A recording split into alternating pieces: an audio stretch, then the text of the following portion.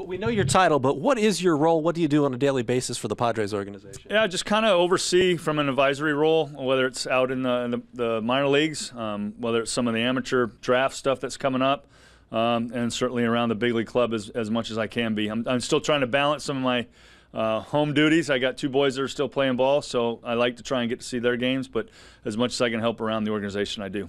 What was your impression of Parkview Field thus far, and then what was it like to see the number of fans that were out there, considering you spent a good bulk of your career out on the West Coast? Yeah, it certainly is amazing out there. The facility is incredible. These kids don't know how good they have it and how lucky they are to play in, one, a great facility, but 2, to have a great fan support that they do. I think the last time I was here is funny. Zach Eflin threw a game yesterday. That was the last game I think I was at here in Fort Wayne. I'd seen the club on the road a few times.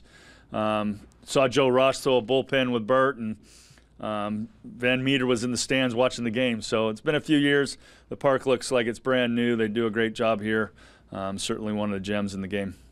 For you, obviously, Cooperstown looks like a destination. When you saw 74% last year, that's pretty high in your second year, especially considering there are 5 closers currently in the Hall of Fame. But how do you look upon that, knowing that, all things considered, you're likely to be inducted in the Hall of Fame next year? Yeah, you never want to put the cart in front of the horse. Never assuming anything. Kind of learned that in the game a long time ago. But certainly trending the right way. Starting out in the 60s percentage-wise, a handful of votes away last year. Just going to keep getting closer and closer. So it'll be a great day to have that opportunity. How much do you enjoy getting to see some of these minor league kids take these steps through the organization and watch that development? In all honesty, it kind of takes me back to the days that I was suiting up as a young minor leaguer, playing in the Midwest League in Cedar Rapids, getting a chance to talk about Jack Rader, our general manager at the time, and how wonderful it was and what a great experience it was to play at this level. Takes you back to kind of simple things were, what was kind of on your plate on a day-to-day basis as a player, and how crazy it can get once you get to the big leagues. One story that I do remember is we didn't have a way to get to and from the ballpark in Cedar Rapids, so we went to Jack and go, hey, is there any way you can find us a ride somehow? And he goes, well, give me a chance. And I think he spoke to a couple folks in town, and we were able to secure a Caprice Classic 1970-something for $200. We split it 4 ways. The thing got us to and from the apartment to the park every day. I bought the other 3 guys out for the ownership of the car. It proceeded to get me down to Florida twice for instructional league, back up to Chattanooga and Nashville the next couple of years, over to the Marlins, made it out of camp, made it down to South Florida in this vehicle, and then it didn't quite make it past that. But it was probably the best $200 I ever spent. What is the advice that you give some of these young pitchers coming up, considering the success that you had? Yeah, just try and keep things simple. Strive for consistency. Be diligent in your work on a daily basis. It's not a unique recipe to try and move your way up. I think the one thing that guys don't realize, they see themselves here, they're looking at big league players on the television. You're not that far away. You're a couple bumps away. You're, a consistent effort on the mound or at the plate, finding your craft, to constantly moving up the ladder, and one day you could find yourself there. I think sometimes you feel like you're so far away when you're an A-ball, and you're really not. Your dad had some pretty good pipes. Any thoughts about singing the national anthem out there tonight? No, we were at karaoke last night. I wanted no part of going up in front of the mic. So, but Dad was a professional singer back in the day. It was a unique situation that just kind of correlated this past month. My son had a chance to play in Fenway, and got to play a game there. But it brought back memories of Glenn playing there. I had an appendicitis and wasn't able to make it for his opening day, and that was the day that my dad got a chance to sing in the anthem. At my retirement ceremony, they surprised me with the Marine Corps guard going out with the colors behind second base, and then they directed us to the scoreboard where they played that actual anthem in Fenway. So unfortunately, we didn't get any of his musical talent. We just kind of listened. Circling back to the Hall of Fame for a minute, how much more would it mean to you to go in knowing that there are only 5 relief pitchers who have ever gone in? I think just being able to be amongst the Hall in general is awe-inspiring. It's hard to describe. I think, to be validated and to kind of put into perspective what someone thought of your career at the highest level would be incredible. So, hopefully that day will come. How much has it changed for you from being a player to being in the role you are now? And was there a period where it was hard to change your mindset? Yeah, I think being a player, it allows you to have a routine. You can kind of close your eyes and walk yourself through each and every day. You might not know if it's Saturday or if it's Wednesday, but at least you had an idea of what to expect on a daily basis. So when you retire, you don't have that routine, that flow of the season, and so you can get away from working out a little bit too. So that part's got to kind of click back in. I miss that routine. I do miss the ebb and flow of what it's like to be at the field on a daily basis, but I'm finding my way. Retirement's not too bad either. What drew you to stay with the Padres organization? It's 15 years, blood, sweat, and tears in the Padre uniform. It was kind of a natural fit. I mean, I didn't get a chance to spend all 20 like Tony did, but I feel certainly attached to the organization like none other. Are there any players here with the TinCaps that you're especially excited about seeing them blossom and continue to grow?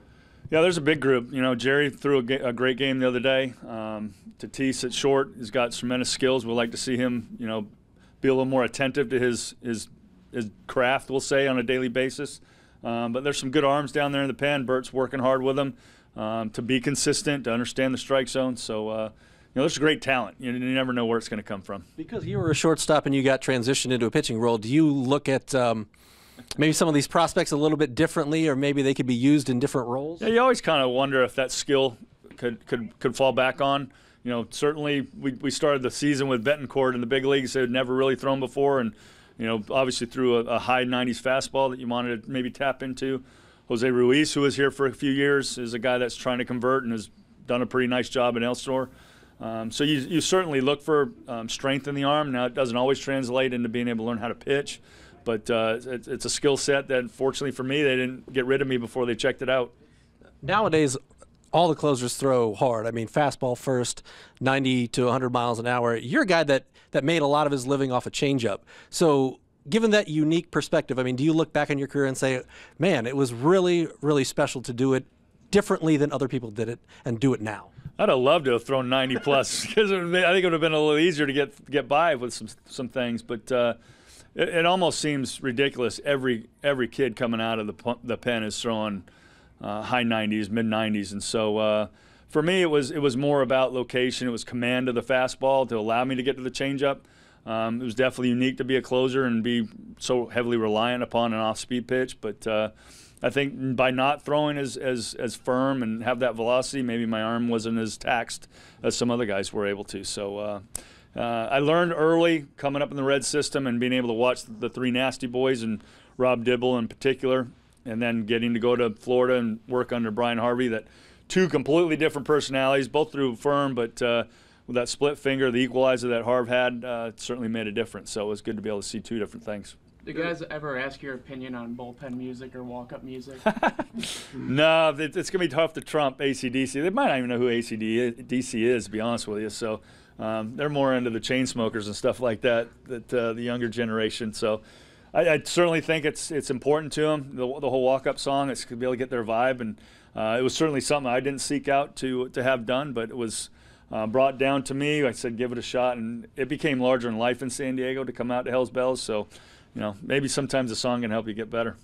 There are some pitchers who try to add a changeup to their repertoire and never quite get comfortable with it. How did your changeup get so sharp, and how do you teach that? Yeah, I think I was lucky in a sense that we didn't have expectations put on us the first couple of years that I got to San Diego, having gone through the fire sale and go learn on the job. And I think a lot of times guys aren't allowed that leash and that ability to go, one, learn the role and maybe refine a pitch. And so right now you're seeing guys blow a couple saves and they're getting moved out of the role, as we've seen in Washington. So I think I was lucky to have a little bit of a longer leash, and to be able to learn on the job as far as learning how to throw that pitch. Have you always liked evaluating talent? You seem comfortable now doing it.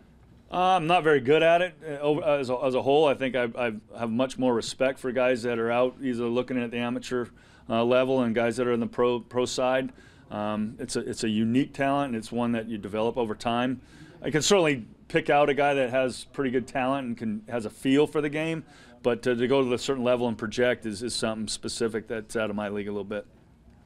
What were your impressions of the way Cleveland got a lot of attention for the way they used Andrew Miller in the playoffs, bring him in the fifth inning?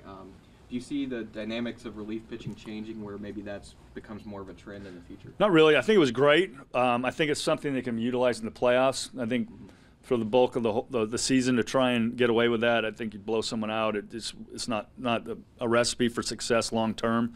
But to have a weapon like Andrew and to have a guy that embraced it and not worry about statistics, getting paid and whatnot, just kind of showed his ability to adjust, his giving back, we'll say, to his teammates. So I think it was a win-win both ways, but certainly something that I don't think long. I mean, we see different phases of the game. You know, you have spring training that you're prepping for. You got the first 5 months of the season that you play with a 25-man roster, then you expand in September, so that's different baseball, and then you get into postseason, and you're playing a completely different. So how do you build a roster that's going to help you get through the length of a season, but then also be able to be prepared for a sprint? So it's a lot of different nuances that GMs have to deal with.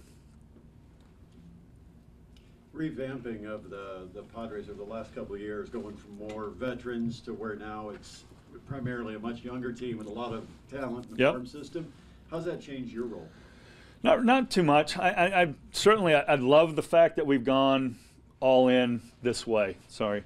I think the idea behind bringing in a lot of names and an older roster, as we did a couple years ago, we were on the verge of the All-Star game, and so we wanted to provide a little bit of a good faith move to our fan base in San Diego. Name recognition helped.